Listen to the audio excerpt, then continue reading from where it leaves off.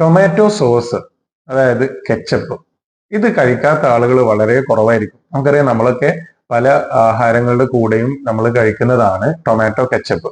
പക്ഷെ നമ്മൾ എപ്പോഴെങ്കിലും ഇതിന്റെ പുറത്തുള്ള ഇതിലെ ഇൻഗ്രീഡിയൻസ് ഒന്ന് വായിച്ചു നോക്കിയിട്ടുണ്ടോ? കാരണം അതിൽ എത്രത്തോളം പഞ്ചസാര അടങ്ങിയിട്ടുണ്ട് എന്നുള്ളത്, പഞ്ചസാര എന്ന മാരക വിഷം അതിൽ എത്ര അടങ്ങിയിട്ടുണ്ട് എന്നുള്ളത് നമ്മളൊക്കെ തിരിച്ചറിയേണ്ടതായിട്ടുണ്ട്. കാരണം ഇതില് ഹൈ ലെവലിലായിട്ട് ഷുഗർ അടങ്ങിയിട്ടുണ്ട്. ഈ കെച്ചപ്പ്, ടൊമാറ്റോ സോസ് ഒക്കെ നമ്മൾ ഉപയോഗിക്കുമ്പോൾ ഒട്ടുമിക്ക നമുക്ക് കോമൺ ആയിട്ട് അറിയുന്ന എല്ലാ കമ്പനികളുടെയും കെച്ചപ്പുകളിൽ ഈ പറയുന്ന പോലെ ഷുഗർ കണ്ടന്റ് കൂടുതലാണ്. അപ്പം ഓൾറെഡി ഡയബറ്റിക് ഉള്ള ആളുകളൊക്കെ ഇപ്പൊ ഫ്രഞ്ച് ഫ്രൈസ് കഴിക്കുകയാണെന്നുണ്ടെങ്കിലും അല്ലെങ്കിൽ മറ്റെന്തെങ്കിലും ഭക്ഷണങ്ങൾ നമ്മൾ ഫാസ്റ്റ് ഫുഡോ പുറത്തുനിന്ന് വാങ്ങിയിട്ട് കൊണ്ടുവന്ന് കഴിക്കുമ്പോഴൊക്കെ അതിൽ നമ്മൾ ടൊമാറ്റോ കെച്ചപ്പ് ആഡ് ചെയ്തിട്ട് കഴിക്കാറുണ്ട്. ചില ആളുകളൊക്കെ ഒന്നും നോക്കാറില്ല, അമിതമായിട്ടുള്ള ക്വാണ്ടിറ്റിയിൽ മാക്സിമം ഒക്കെ കഴിക്കുന്ന ആളുകൾ വരെയുണ്ട്.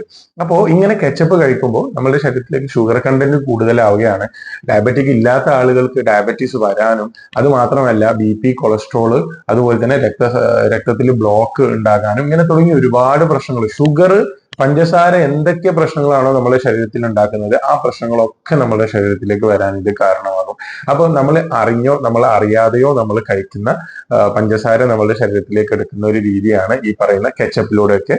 അപ്പോൾ നമ്മൾ എപ്പോഴും ഷുഗർ കൺട്രോൾഡ് ആണ്, ഞാൻ പഞ്ചസാര കഴിക്കുന്നത് കൺട്രോൾ ചെയ്യുന്നുണ്ട് എന്ന് പറഞ്ഞ് മറ്റ് മധുരമുള്ള സാധനങ്ങൾ ഉപേക്ഷിച്ചിട്ട് നമ്മൾ ഇതൊക്കെ കഴിക്കുന്നുണ്ട് എന്നുണ്ടെങ്കിൽ അത് നമ്മളെ തെറ്റിദ്ധാരണയാണ്. അപ്പൊ അത് മനസ്സിലാക്കുക.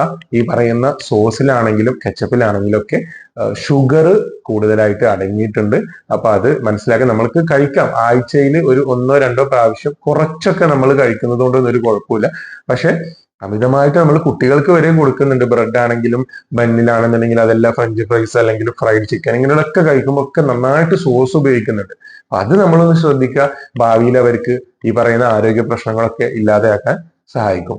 അപ്പോൾ ഈ ഒരു കാര്യം അറിഞ്ഞിരിക്കുക. മാക്സിമം എല്ലാവരിലേക്കും ഷെയർ ചെയ്യുക.